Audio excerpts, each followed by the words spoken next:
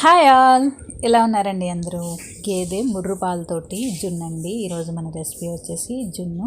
ఎవరైనా మన channel subscribe చేయకపోతే సబ్స్క్రైబ్ చేసేయండి. అలాగే జున్ను ఎలా ప్రిపేర్ చేసుకోవాలో చూద్దామండి. ఎంత పర్ఫెక్ట్గా, ఎంత స్మూత్గా వచ్చిందో చూసారా. చాలా చాలా బాగా అయితే వచ్చింది జున్ను. అయితే మాత్రం మీరు కూడా ఒకసారి ట్రై చేసి ఎలా వచ్చిందో మన ఛానల్లో కామెంట్ చేయండి.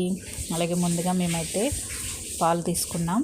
అలాగే సొంటి మిరియాలు మిక్సీ పట్టేసుకుని జల్లించేసుకున్నామండి.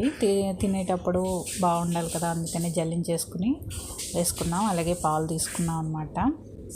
నేనైతే 1/2 లీటర్ ఒకటి, 1/2 లీటర్ ప్యాకెట్ ఒకటి తీసుకున్నాను. ఇదైతే మిక్సీ పట్టేసాను అనమాట.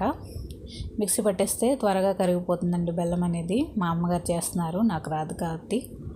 సో నేర్చుకోవాలి కదా, అందుకే పెడుతున్నాను అనమాట. బెల్లం ఇందులో వేస్తే త్వరగా కరిగిపోతుంది బెల్లం అయితే.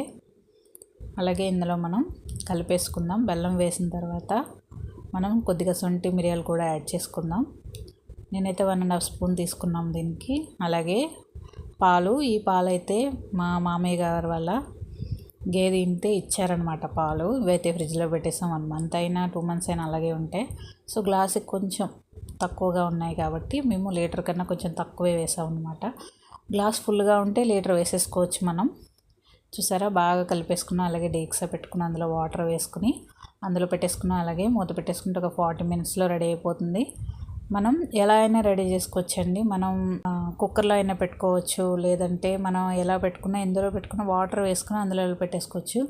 మనం కప్లో చేసుకోవచ్చు, లేదంటే గ్లాసుల్లో చేసుకోవచ్చు. ఎలా పెట్టుకున్నా కింద వాటర్ వేసుకుని పైన పెట్టేసుకుంటే ఇలా చాలా పర్ఫెక్ట్గా రెడీ అయిపోతుంది. కొన్ని జున్నులు అయితే గట్టిగా ఉంటాయి, కొన్ని జున్నులు అయితే మెత్తగా ఉంటాయి. మీకు ఎలా ఇష్టమో కామెంట్ చేయండి. ఎలా సబ్స్క్రైబ్